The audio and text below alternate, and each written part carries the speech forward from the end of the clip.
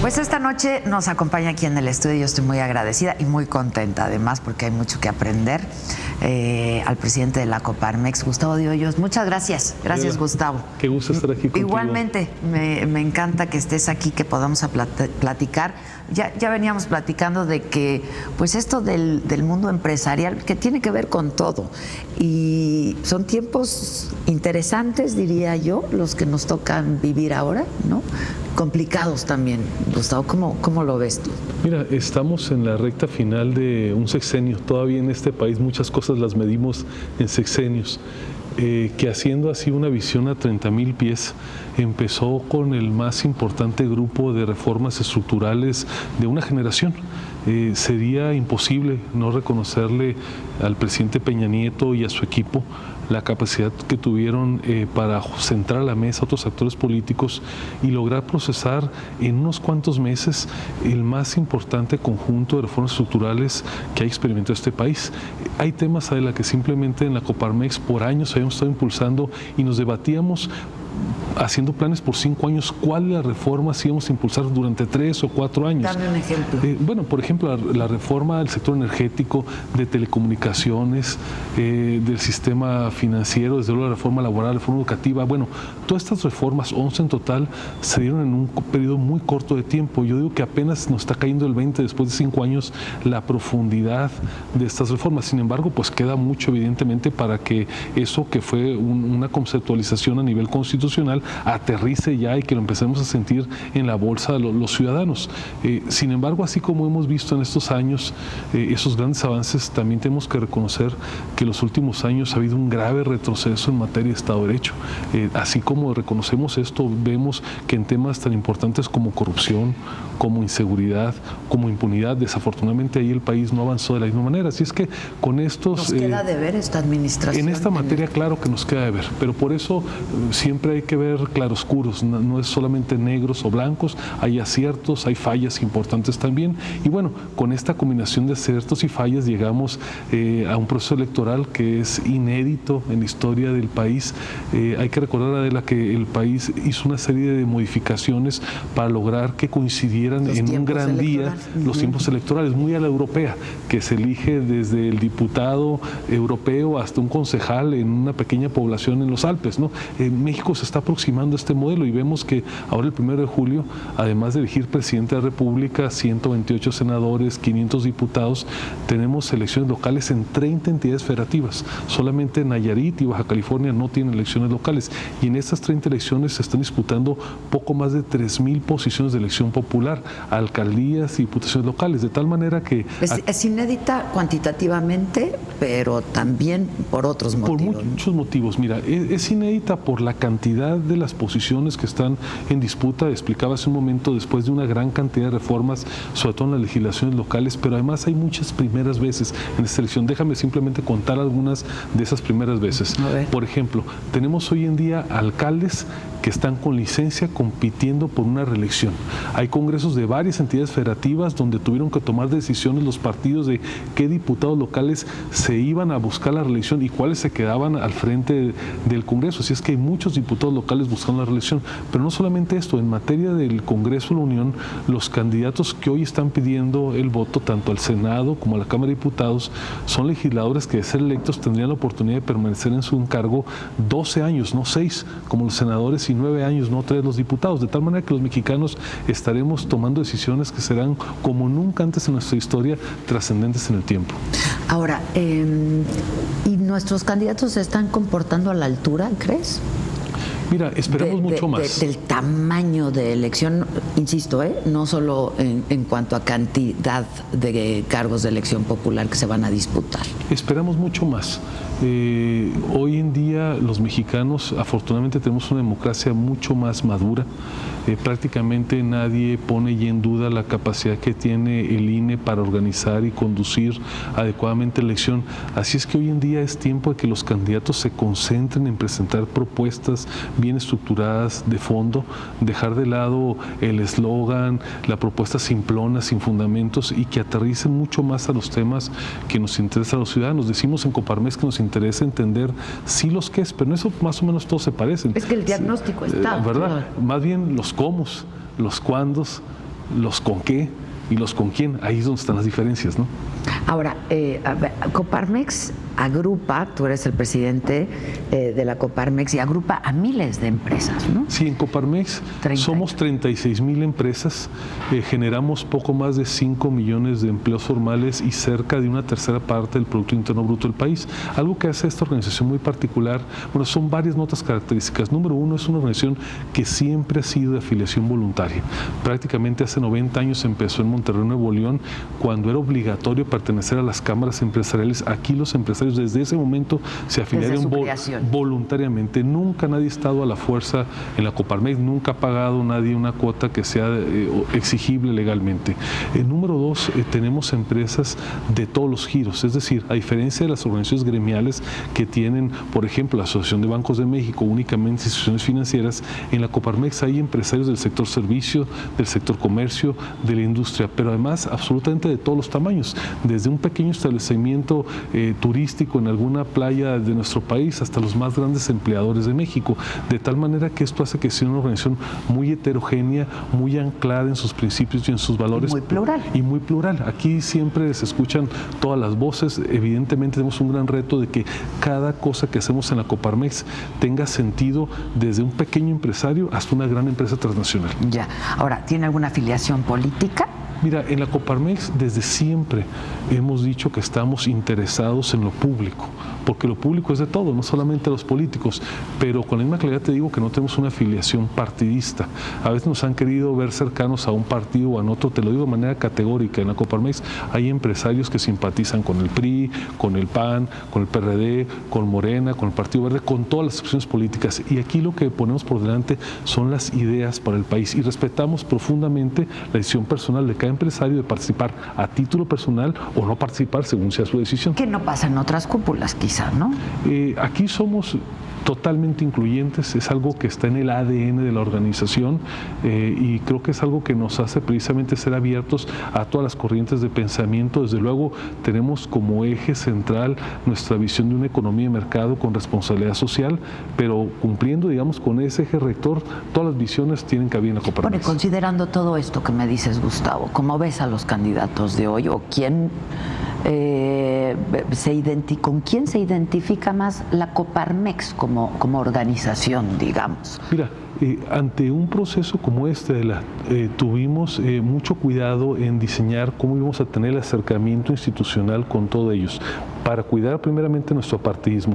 ¿Qué es lo que generamos? Un documento después de un amplio proceso de consenso que se llamó Manifiesto México. Ahí está claramente definido cuáles son las prioridades que vemos para nuestro país, y después de eso hemos hecho un desdoblamiento cada semana en la cual retamos a los candidatos a la presidencia para que se manifiesten a favor o en contra de manera categórica, sin ambigüedades, sobre cada uno de estos puntos. Entonces, ¿y lo hacen? ¿Lo han estado haciendo? Afortunadamente sí.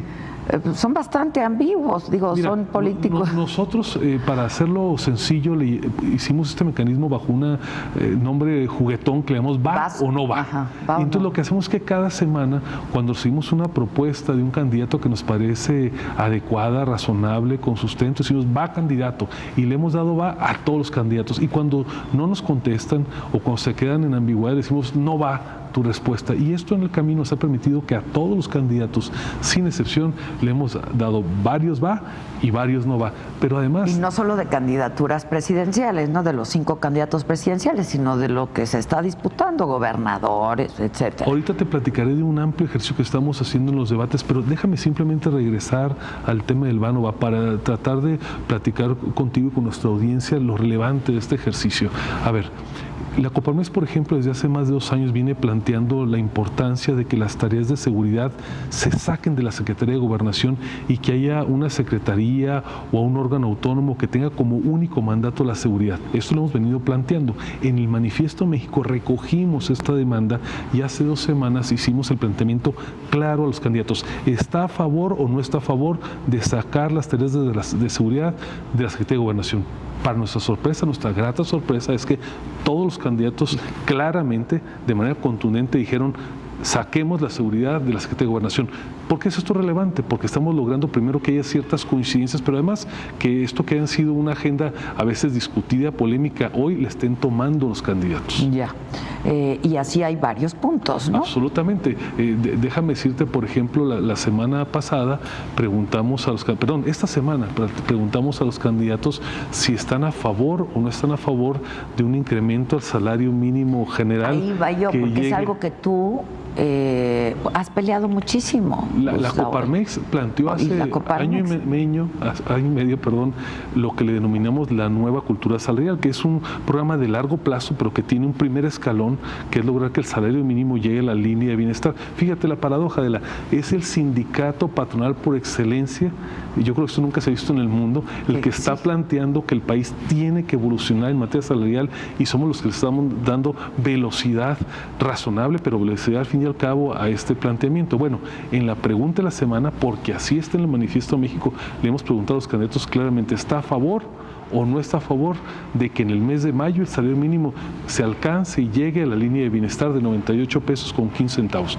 ¿Qué vamos a tener? Que al final de esta semana seguramente los candidatos, todos ellos, se pronunciarán y ahí veremos pues quién está a favor y quién no está a favor de ello. Ahora, ¿por qué esto genera inflación? Porque ese es el cuide todo este asunto, ¿no? El gobierno dice que esto genera inflación, Hacienda dice si hay un aumento al salario, esto va a aumentar la inflación, y pues tú entiendes de estos temas.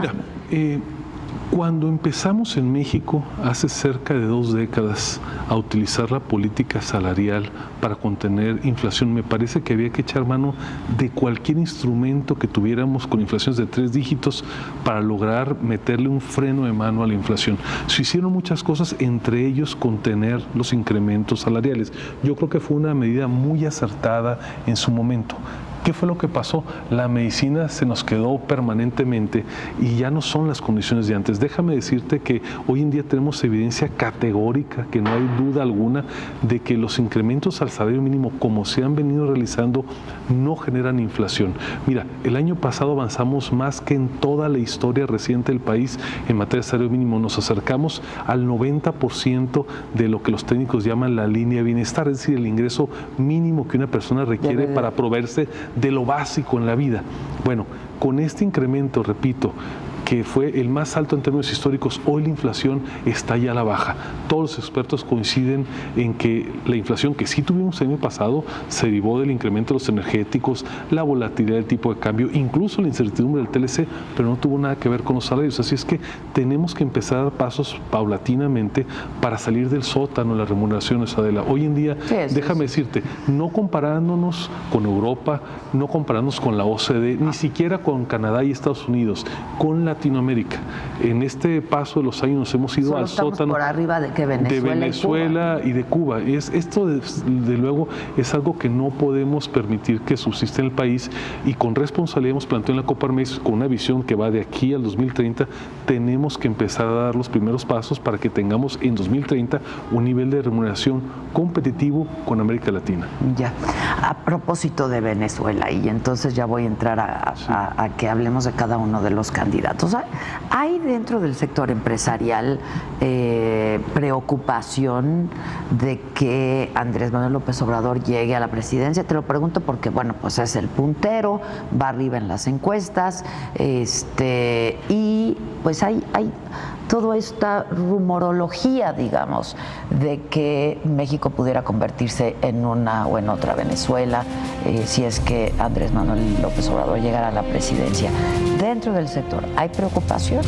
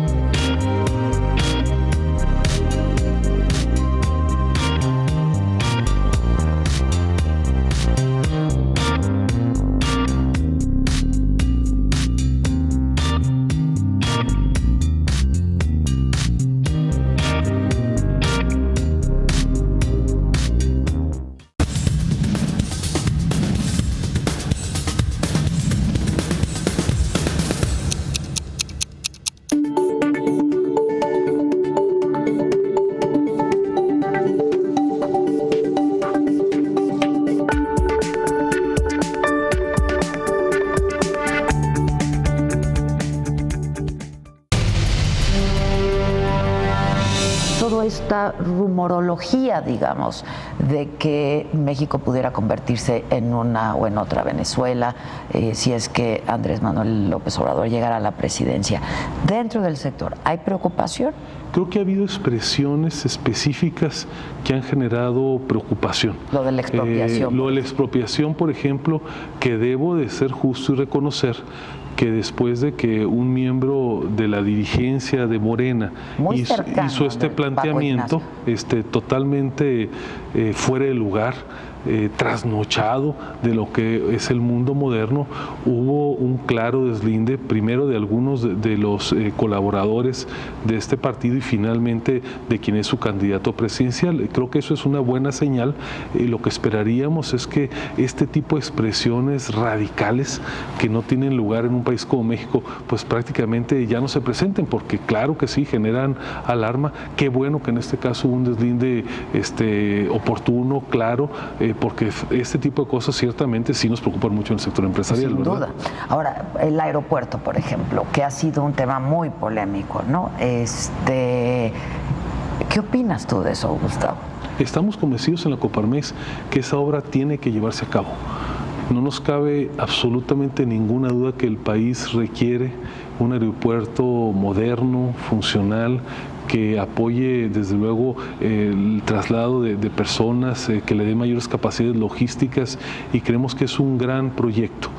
Sin embargo, yo creo que si algún candidato, el que sea, no está de acuerdo con el mismo, más que pensar en la cancelación, habría que buscar en algunos otros esquemas llegado el caso. Por lo pronto, a fin de cuentas, es un tema de debate en las campañas. Creo que ya han quedado claramente definidos algunos candidatos que están a favor de esta obra, uno que está en contra del mismo. Creo que eso ya está claro en la mente de los mexicanos, qué piensan unos y qué piensan otros, y hemos dicho en la Coparmex, pasemos a otros temas, porque el debate sobre este país no nos podemos concretar una obra de infraestructura por importante que esta sea, ¿no? Claro, si no se atora ahí el debate. Claro. Ahora, ¿han tenido reuniones con los candidatos ya? ¿Ha habido un debate? ¿Cómo ha sido el acercamiento? Mira, tenemos programado lo que diría sin lugar a dudas el más importante programa de participación cívica en nuestra historia. Algo que tiene de especial es que en muchas de estas acciones vamos acompañando a la sociedad. En la Coparmex nos va muy bien saber aliarnos con las organizaciones sociales, y en esta ocasión, junto con esas organizaciones, hemos diseñado un programa sin precedentes para llevar a cabo 20 debates a lo largo y a lo ancho del país. ¿Cómo lo hemos estructurado, Adela? Mira, van a ser 9 debates en las ciudades en las cuales la alcaldía es la posición más importante. Dicho de otra manera, en las entidades donde no se elige gobernador, las principales ciudades del país. Por otro lado, vamos a organizar debates en los 8 estados y la Ciudad de México, que están eligiendo gobernadores y jefe de gobierno. Posteriormente llegaremos a un debate a la Cámara de Senadores con los que hacen cabezas en las listas nacionales de cada partido, un debate más para la Cámara de Diputados, para quienes encabezan las listas regionales, y finalmente queremos el 21 de junio llevar a cabo un gran debate presidencial. No solamente es importante por el número, porque hablamos de distintos órdenes de gobierno, sino por el tipo de debate que estamos organizando. Nosotros vemos con muy buenos ojos lo que está haciendo el INE. Qué bueno que estos debates están empezando a tener mucha más flexibilidad. Pues un poco, ¿no? Sí. Lo que hagan los candidatos, pues ya depende de ellos, pero creo que el INE y quienes han conducido han hecho un gran trabajo. Esto viene a complementarlo, porque es un debate ciudadano. Fíjate bien, vamos a tener 3 pistas, para decirlo de alguna manera, durante estos debates. Por un lado, estarán in situ, tanto en los locales como en los del Poder Legislativo y en la presidencia, expertos preguntando con mucha profundidad los temas a los candidatos, los qué, pero los cómo, cuándo, con qué, con quién, cuánto le cuesta. En un segundo momento tendremos también una interacción de representantes de la sociedad. Estas poco más de 200 organizaciones que están llevando a cabo la organización de los debates van a tener gente en el lugar, y estos representantes van a poder hacer preguntas en el momento. Pero lo más innovador, tendremos moderadores online, es decir, de lo que se esté discutiendo en las redes sociales, en cualquier plataforma, podrán los ciudadanos estar haciendo preguntas. Hay, tú sabes, software para poder identificar cuáles son las conversaciones, y estas llegarán en tiempo real a los candidatos, de tal manera que será un formato sumamente ágil que combina los expertos, los ciudadanos y lo que pasa en redes sociales. Está buenísimo eso. Pues, ¿y ya todos aceptaron? Fíjate que estamos optimistas, porque cuando les hemos explicado, así como lo acabo de platicar contigo, esta mecánica les ha parecido atractivo. Conforme los plazos que tenemos pactados, invitados. En los próximos días deberíamos de recibir ya su confirmación oficial. Lo que te puedo anticipar es que en los lugares, digamos, en las ciudades, en los estados, en el Senado, ya hemos empezado a recibir las confirmaciones y creo que no sería nada remoto que en unos cuantos días tuviéramos ya de todos los partidos una confirmación formal. De entrada hemos recibido, muestras de interés, creo que puedo anticipar de deseos de participar y probablemente donde hay alguna reticencia, algún cálculo que nos parece natural, es para el debate presidencial que estamos planteando el 21 de junio. Y, bueno, es natural, yo creo que todos los candidatos están calculando lo que significa, están cuidando, así lo entendemos, pero afortunadamente nosotros llamaremos una y otra vez y esperemos que el 21 de junio... Pero dime algo, ¿lo harían de cualquier forma aunque no estuvieran todos? Aunque no estuvieran todos. A ver, la mesa la ponemos para todos. Si alguno falta a la cita, pues ahí se quedará su plato, en este caso su silla, ¿no? A ver, sería un desperdicio de los partidos y de los candidatos si viniendo de una organización tan plural como estas 200 organizaciones, si teniendo la capacidad de incidir en casi 40 millones de ciudadanos a través de redes sociales, de algunas cadenas que se van a abrir a las transmisiones, desprecian esto, pues sería, que me parece, un gran despropósito. Ahora, ¿esto se va a compartir con todos? ¿Se va a difundir de alguna manera por alguna plataforma? Vamos a poner la señal, desde luego, en las principales plataformas que hay en redes sociales, pero además la señal a disposición de todas las radiodifusoras, de todas las estaciones, ya sea de televisión abierta o restringida de paga, para que aquella que quiera tomar la señal pueda desde luego difundirla, y desde luego estamos haciendo nuestro mayor esfuerzo para que esto tenga una amplia recepción, porque nos interesa sinceramente que los ciudadanos tengan elementos para conocer mejor la propuesta política, sí del candidato a la presidencia, pero también del conjunto de las propuestas en las ciudades, en los estados y en las cámaras. ¿Tú crees que es importante que los empresarios o líderes de opinión o etcétera, como ocurre en otros países, se manifiesten a favor de algún candidato? A título personal no le veo ningún problema. Creo que los empresarios, como cualquier otro ciudadano, tenemos un libre albedrío, y aquel empresario que tiene una decisión y que quiere hacerla pública, me parece que está en su entera libertad para hacerlo. ¿Tendría que hacerla pública, crees? No, por eso digo, aquel que quiera hacerlo público, el que lo quiera dejar en su familia o en su empresa, bueno, está en su decisión, pero también aquel que decida comprometerse abiertamente, me parece que es un ejercicio de profunda responsabilidad y no debe ser estigmatizado ni condenado. Antes que empresarios somos ciudadanos. Ahora, las organizaciones como la Coparmex tenemos que ser extremadamente cuidadosas de mantener ese apartidismo, sí defendiendo nuestras ideas, nuestras propuestas, pero no tomando partido por un partido candidato en particular. Tú en lo personal, ¿te identificas con alguno de los candidatos? ¿Ya has tomado tu decisión? Estoy estudiando qué es lo que proponen. Ya te pareces a ellos. No te iba a preguntar por quién vas a votar. No, a ver, genuinamente espero conocer más de los candidatos en lo que resta de la campaña. Me han sorprendido gratamente algunos con algunos de sus posicionamientos. Dame ejemplos. Bueno, me pareció bastante atractivo que los candidatos, por ejemplo, hayan públicamente dicho que sí van a sacar de la Secretaría de Gobernación las 3 de seguridad. Pensábamos que era una posición que a lo mejor por cautela política no iban a adoptar, y gratamente nos sorprendieron tomando esa decisión. ¿De qué es lo que se trata de hoy en día? Que a lo largo de esta campaña vayamos viendo que va planteando cada uno de los candidatos, y esto nos permite conocer mejor a la persona y hacer una decisión de voto perfectamente informada el 1 de julio. Yo creo que es bien importante ahora, por todo lo que hemos hablado en este ratito, Gustavo, es que sea una decisión bien informada, ¿no? Sí, porque de pronto se vota con el sentimiento, Mira, lo que o con el estómago. Lo que sí vamos a hacer los empresarios, porque es una responsabilidad que tenemos con nuestros colaboradores, es hacerles un llamado, primero, a que participen, segundo, a que se informen, y tercero, para que esa participación no se agote el día de la jornada electoral. Necesitamos muchos más mexicanos interviniendo en los asuntos públicos de su colonia, de la política del país, como lo quiera hacer cada uno, pero necesitamos mucha más participación. Lo decimos en Coparmex, pasar de una democracia representativa que se agote el día de la jornada electoral a una democracia participativa. Ahora, tú eres, en lo personal, llevas 3 años, ¿no?, al frente de la de la Coparmex. en mi Estás tercer por año. en tu Estoy tercer a la año. mitad de mi tercer año. ¿Y termina en diciembre? En diciembre, ¿Y luego? exactamente. Bueno, los estatutos de Coparmex plantean la posibilidad de que el presidente esté como máximo 4 años. Recientemente, es más, te voy a dar aquí una primicia. A ver, viene. La semana pasada en Puebla hubo una reunión nacional de los presidentes de los centros empresariales. Conforme a las reglas de Coparmex, son los presidentes quienes eligen al presidente nacional. Esto no lo había dicho, ya me lo sacaste. Así pasa. Así aquí. pasa. Y una confesión no pedida. Bueno, los presidentes muy generosamente, todos ellos de manera unánime, me han hecho público su voluntad de apoyarme en caso de que decida por un cuarto año. Yo me siento muy comprometido porque en los años previos siempre ha sido una elección de manera unánime.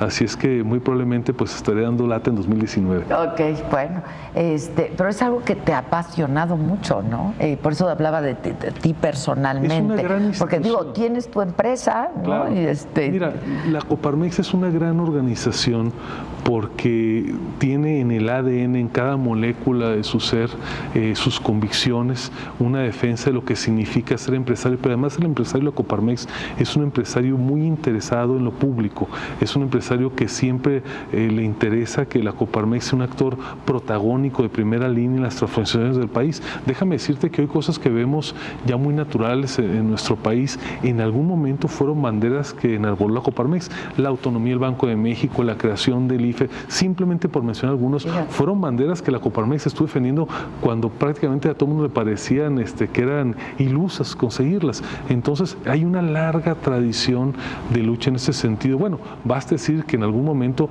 rompimos los tabús que había del enfrentamiento, de la lucha de clases, y en algún momento el dirigente de la Coparmex y el dirigente de la CTM en ese tiempo, Carlos Abascal y don Filipe Velázquez, se sentaron y plantearon lo que generó lo que le llamó en su momento la nueva cultura laboral, una capacidad de entendimiento que sobre todo dejó atrás esos antiguos paradigmas. Bueno, esa es la Coparmex y es la que nos toca hoy coordinar junto con un gran equipo de líderes. Pero aparte es un acompañamiento el tuyo con la sociedad civil, ¿no? Mira, hemos tenido la fortuna de encontrar... O sea, te hemos visto en marchas. La sociedad civil, Adela, ha cambiado tremendamente en los últimos años para bien. Somos fervorosos creyentes de las capacidades que tiene la sociedad para impulsar su agenda. Y déjame simplemente poner un caso. Si hoy en este país tenemos un sistema nacional anticorrupción y 32 sistemas locales anticorrupción, todavía en construcción, se debe única y exclusivamente a que la sociedad tuvo la capacidad para formular una iniciativa ciudadana, la que conocimos en su momento como la Ley 3 de 3, impulsó la agenda, derribó muchos diques en el camino y finalmente hizo de la corrupción el tema primario de la agenda pública. Bueno, ese espíritu está presente en todo lo que hace la Coparmex y efectivamente hemos estado de la mano con otras organizaciones porque somos ese eslabón, como nos entendemos como empresarios pero también como ciudadanos, nos resulta muy fácil comunicarnos, interrelacionarnos con otras organizaciones. Y déjame decirte algo, además que es poco conocido, interactuamos incluso con organizaciones con las cuales tenemos en algunos temas profundas diferencias, pero que logramos encontrar asuntos de coincidencias como es en este caso la lucha anticorrupción. Ya. Ahora, ¿cómo leyeron o cómo leíste tú en lo personal y cómo se leyó en la Coparmex declaraciones que hizo recientemente también Andrés Manuel López Obrador en el sentido de que desconfiaba de la sociedad civil?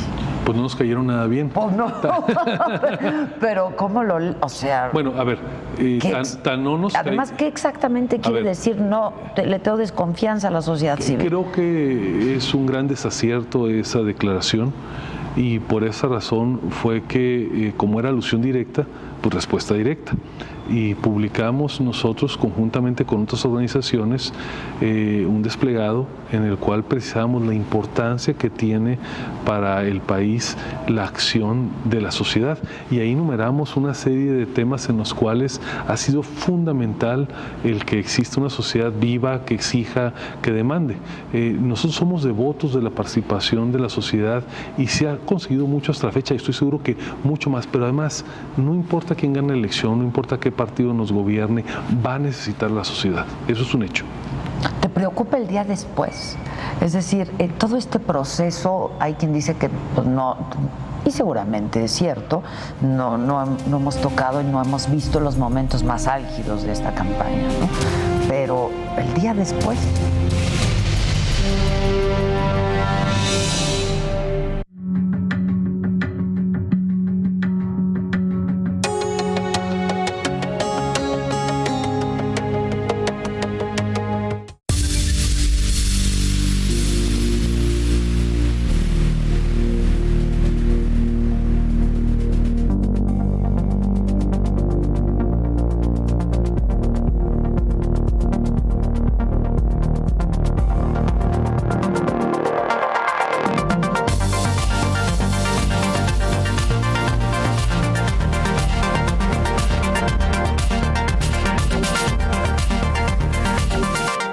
El seguimiento de las campañas. María Scherer y Kiren Miret exponen lo más sobresaliente y polémico en torno a la contienda electoral. Urna tras otra. Nuevo horario. Lunes, martes, jueves y viernes. 9:30 de la noche. Porque reconoces lo importante. El financiero Bloomberg.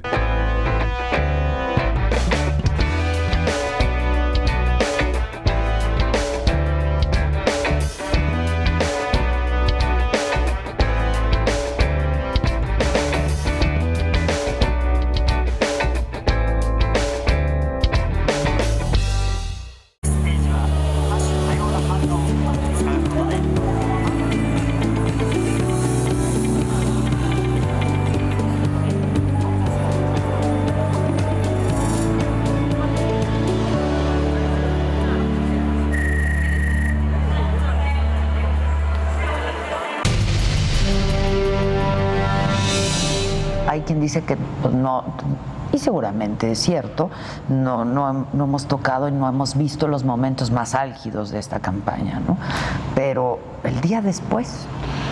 Mira, empiezo diciéndote que nos sentimos confiados y no es una confianza que no tenga un fundamento sólido en la gran capacidad del INE para conducir adecuadamente el proceso electoral.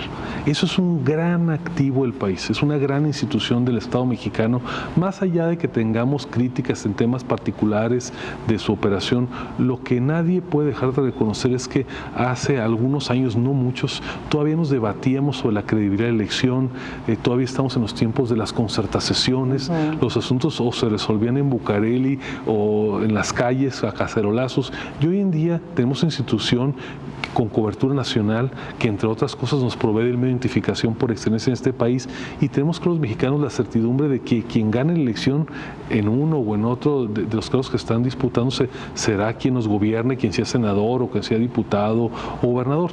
Desde luego, tenemos que ser muy importante la participación para que esperemos que las diferencias sean suficientemente amplias en cualquiera de las elecciones para que no quede absolutamente ninguna duda y entonces, digamos, la posibilidad de que se tenga que ir esto a una cuestión contenciosa ante el TRIFE, pues sea mucho menos. Pero sí ha venido ocurriendo recientemente, claro. Todos se han acabado en el tribunal, ¿no? Así es, en la medida que los márgenes son más amplios, evidentemente eso genera mayor certidumbre, pero si tenemos que llegar a una decisión en los tribunales, para eso están los tribunales. Entonces, yo creo que podemos estar tranquilos de esto. Desde luego nos interesa mucho que quien gane cualquiera de esas elecciones, al día siguiente, el día D+1, pues dé señales claras, inequívocas, de que va a conducirse por un camino, ¿verdad?, que nos dé certidumbre, en el caso nuestro, los empresarios, ¿verdad? Sí, bueno, pero estás creyendo demasiado en los candidatos, porque todos se llaman ganadores esa misma noche, ¿no? Bueno,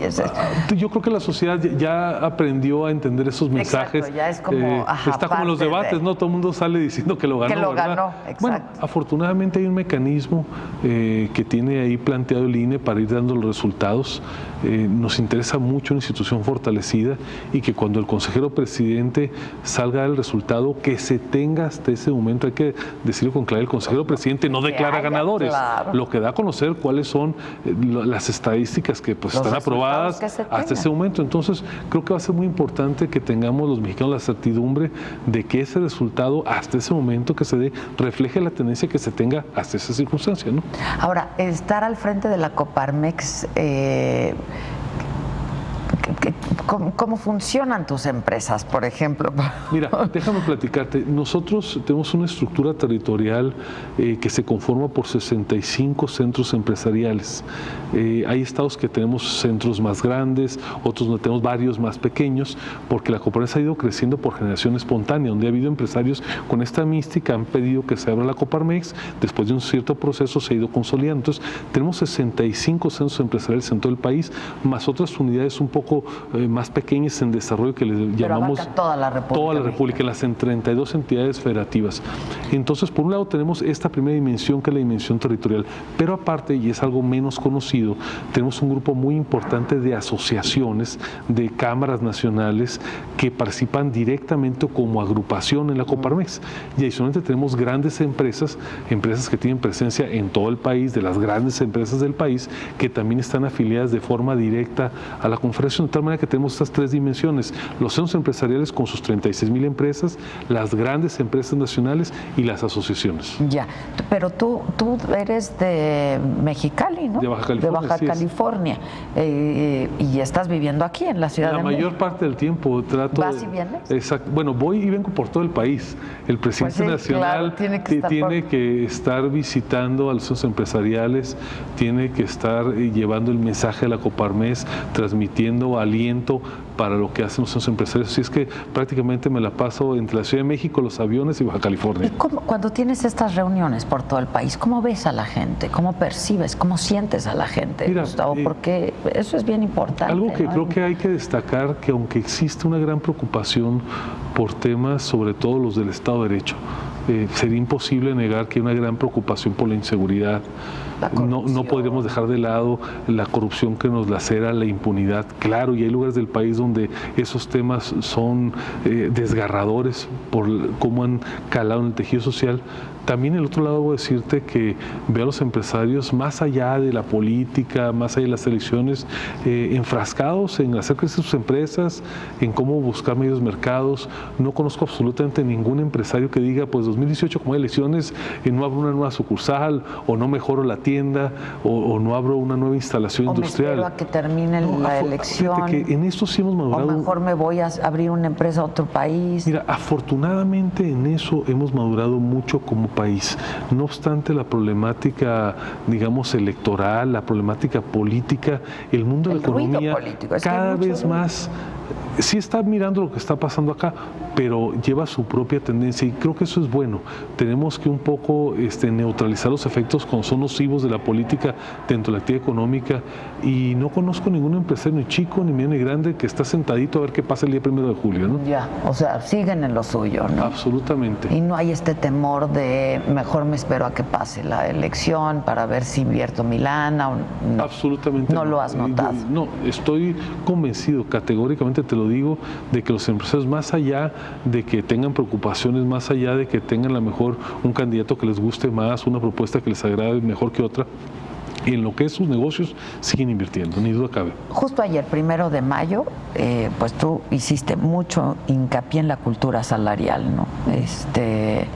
Y por eso viene tan a cuento y tan propicia esta conversación, Gustavo. Déjame plantearte cuál es nuestra visión de largo plazo y aterrizo al final qué estamos haciendo hoy en día. Mira, la nueva cultura salarial, para decirlo de manera resumida, plantea que de aquí al 2030 tenemos que lograr que una familia mexicana que esté trabajando en la formalidad obtenga como familia el ingreso necesario para no estar en una condición de pobreza.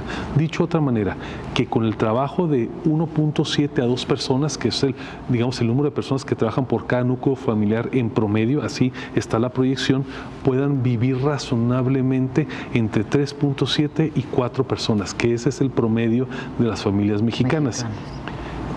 Para dar el primer paso en esa dirección tenemos que lograr que la línea de bienestar individual, que es el ingreso que tiene una persona que no está enferma, que no tiene deudas y que no tiene dependientes, alcance ese mínimo. Si no, no podemos aspirar a la línea de bienestar familiar.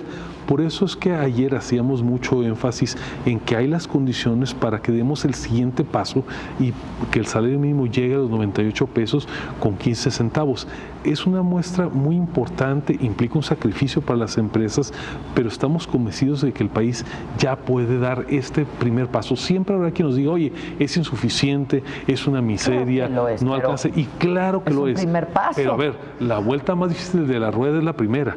Y tenemos que garantizar que esta primera vuelta sea lo suficientemente larga para que tengamos al menos esta bandera blanca en una condición de pobreza.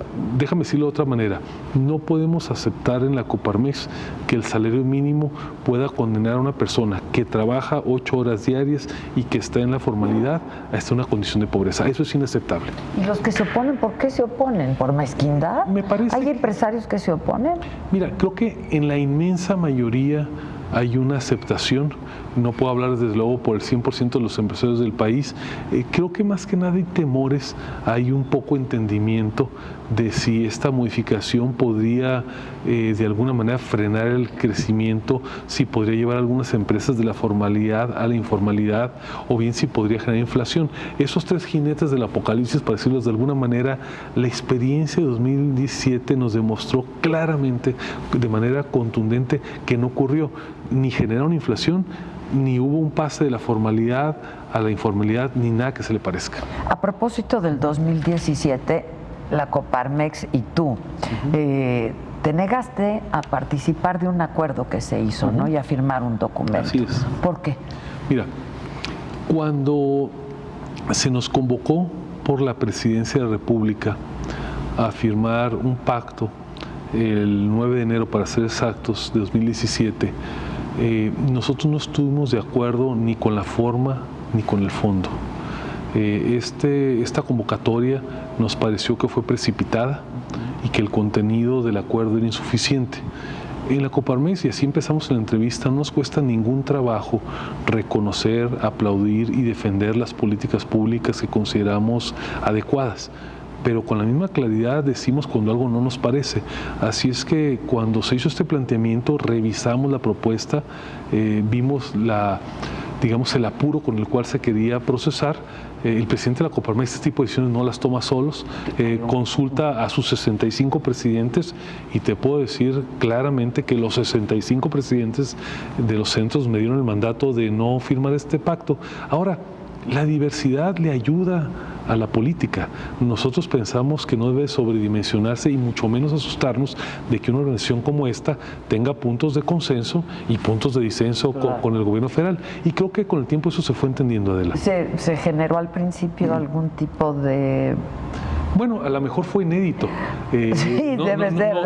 Las notas de varios periódicos del día siguiente, más que hablar del evento, hablaron de la no firma por la Coparmex. Exacto. Creo que el país ha cambiado, y quien aspire a que tengamos un pensamiento monolítico, a que no haya capacidad para disentir, pues probablemente se quedó anclado en el siglo pasado. Yo creo que hoy en día todas las organizaciones... ¿Pero generó alguna fricción? Sí, claro, por supuesto. Creo que no les gustó al gobierno federal que no suscribiéramos esto. Pero generó algo personal. No, mira, déjame decirlo claramente.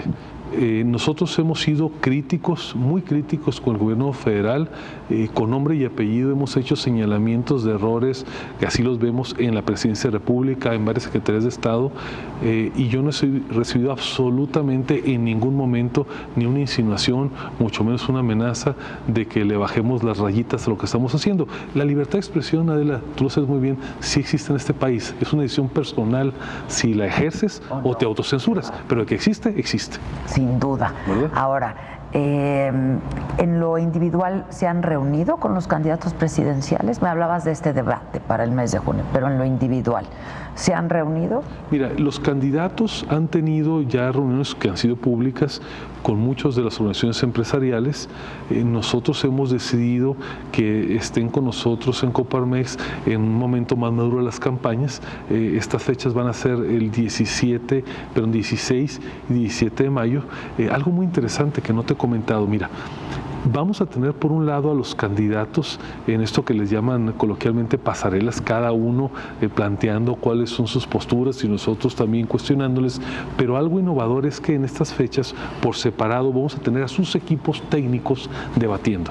Les hemos pedido en 5 mesas en temas de economía, de Estado de Derecho, de seguridad, que nos lleven a su mejor gallo y que entonces ahí sí debatan entre ellos, porque nos parece que el gobierno no se forma de un solo individuo, se forma de equipos también. Entonces ahí vamos a ver de qué están hechos los equipos, ¿verdad? Porque es muy importante saber en qué hay coincidencias también, en qué contrastan, y así entenderemos con más claridad cómo haría gobierno uno u otro. Pero entonces sí va a haber la pasarela, digamos, de todos vamos a tener, digamos, en un primer momento, en el cual estarán cada uno por separado. Les daremos, como siempre es en la Coparmex, un trato respetuoso. Como ocurrió en la convención bancaria. Los escucharemos, a lo mejor con 2 rayitas arriba, sí seremos, digamos, críticos, pediremos posiciones claras en temas particulares, como ha ocurrido siempre en la Coparmex, de buena fe, neutrales, pero sí claros, contundentes. Y tendremos un momento posterior donde los equipos técnicos debatirán en 5 meses de trabajo. Eso está interesantísimo. Sí, porque, repito, el gobierno no lo hace solamente el presidente, lo hace todo su equipo. Y hay que aprovechar que en varios de los equipos, bueno, en uno de ellos ya hay hasta secretarios de Estado hipotéticos designados, y en otros... Ya anunció cuál sería su gabinete. En otros son asesores. ¿Tú crees que sería importante que conociéramos de todos los candidatos quiénes serían sus colaboradores cercanos, su gabinete, digamos? Bueno, mira, tenemos que ser respetuosos de la estrategia electoral de cada uno, pero me parece que es un ejercicio que le aporta al debate el hecho de que vayamos conociendo quiénes son los hombres y las mujeres que acompañarán a una u otra propuesta. Algunos le llaman gabinete, otros le llaman sus asesores, sus encargados técnicos. Bueno, ya está en la decisión política de cada quien cómo lo hace. Lo que sí nos interesa ver es con quién va a gobernar, ¿verdad? Porque eso sí define una manera de ser del gobierno, ¿no? Entonces, por eso planteamos estas mesas, para que tengamos oportunidad ahí de escuchar a estos equipos técnicos y contrastar cómo es su visión respecto a los grandes temas del país. Sin duda. Ahora, sí hay estilos de gobernar, ¿no? Vamos, el gobierno no es solamente un solo hombre, pero hay estilos de gobernar, ¿no?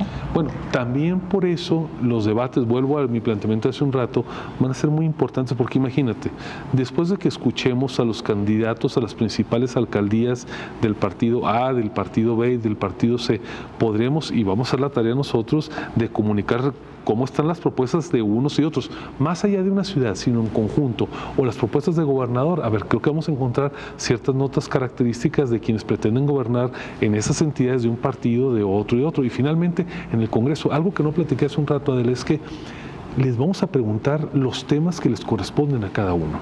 A ver, los locales. Claro. A ver, el alcalde o el candidato a alcalde tiene que hablar claramente del problema de la basura, del problema del alumbrado público, de los panteones, del registro civil, de la seguridad. Sí. El candidato a gobernador tendrá que hablar, por ejemplo, de la policía estatal, cómo lo va a manejar, las grandes obras de infraestructura. Cuando tengamos el debate de la Cámara de Diputados, déjame simplemente pensar, ¿está a favor o no está a favor del IVA generalizado en alimentos y medicinas? Ese es un tema que le corresponde a los diputados. Y cuando estemos con el Senado, oiga, ¿y qué piensa de los nombramientos del cuerpo diplomático, de los ministros de la Suprema Corte de Justicia de la Nación? ¿Qué piensa del Tratado de Libre Comercio? Es decir, los temas que le corresponden a cada orden, a cada nivel de gobierno. Por cierto, ¿qué piensas del el momentum del Tratado de Libre Comercio con América del Norte? Creo que se ha hecho un buen trabajo. Mira,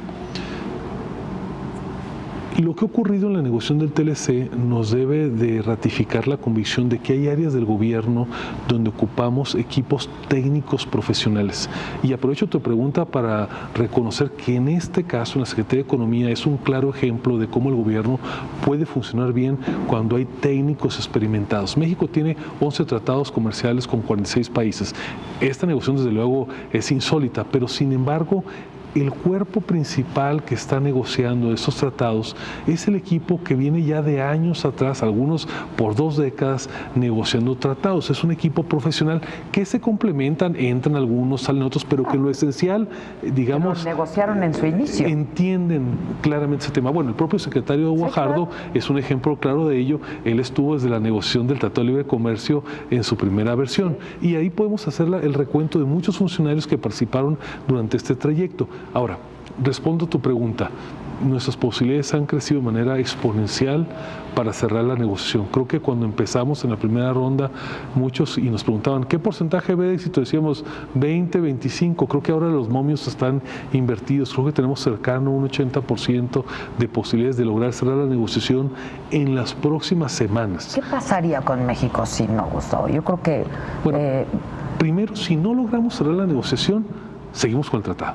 Entonces hay que bajarle un poquito el nivel de alarma. Para México no es tan malo no cerrar la negociación. Desde luego abre un espacio de incertidumbre porque no conocemos el resultado de la elección en México, claro, del Congreso en México y del Congreso en los Estados Unidos. Lo ideal sería un buen tratado antes de las elecciones en los dos países. Para que así pase lo que pase. Ya sabemos que eso está listo. Si no, nos mantenemos con tratado, esperemos que sí sea, y entonces habrá que buscar un mejor momento. Y aprovecho tu pregunta también para comentarte. Tenemos la convicción, la Coparmex, de que el Tratado de Libre Comercio ha sido, y voy a calcular cada palabra, la más importante política pública de este país en los últimos 25 años. Más allá de que han venido planes de desarrollo, planes sectoriales, si algo ha logrado transformar este país de fondo, ha sido el TLC. Por eso es que es tan importante, primero, mantener la herramienta, pero además, y algo que a veces se nos olvida, los tratados de libre comercio en México hoy en día tienen nivel constitucional. La misma fuerza que tiene la Constitución la tiene un tratado, de tal manera que la solvencia, la certidumbre que deriva un tratado es un ingrediente que facilita con mucho la atracción de inversiones. Hay quien dice pues que no siempre es bueno estar firmando tratados con todos los países. Por ejemplo, pues ahora México, el presidente Peña acaba de estar en Alemania, firmó un tratado. Ustedes saben de eso. ¿Esto beneficia al país? La apertura debe ser inteligente, es decir, no tenemos que tener un número máximo o un número mínimo de tratados. Lo que debemos de buscar es que cada negociación que se haga, sea bilateral o multilateral, tenga una razón de ser, un porqué y un para qué.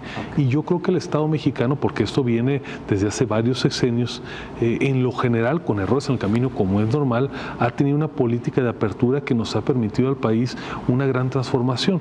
Vaya, lo que hoy tenemos como industria automotriz de todo el mundo, como es el caso de Alemania, como es el caso de Japón, de Corea, desde los Estados Unidos, la inversión que ha permitido ese gran desarrollo en un corredor importante del país, en estados como Guanajuato, San Luis Potosí, Puebla, Aguascalientes o el norte del país, hubiera sido imposible percibirlo si no hubiéramos tenido un instrumento de esas características. Ya, pues finalmente pues te pediría que nos digas, para que estemos bien atentos a los próximos debates, ¿no?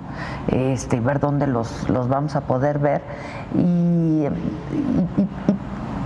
para terminar, Gustavo, te preguntaría, lo que se nos ha dicho hoy es que se está debatiendo un modelo de país, ¿no? Uno es ver al futuro, otro es ver hacia el pasado.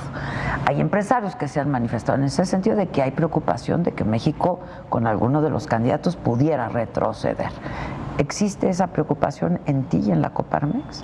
Mi preocupación es de que todos los candidatos, en lo que resta de la actual campaña electoral, tengan expresiones claras, contundentes, inequívocas de su alineamiento en la economía de mercado, de su alineamiento con el Estado de Derecho y con el respeto a las libertades.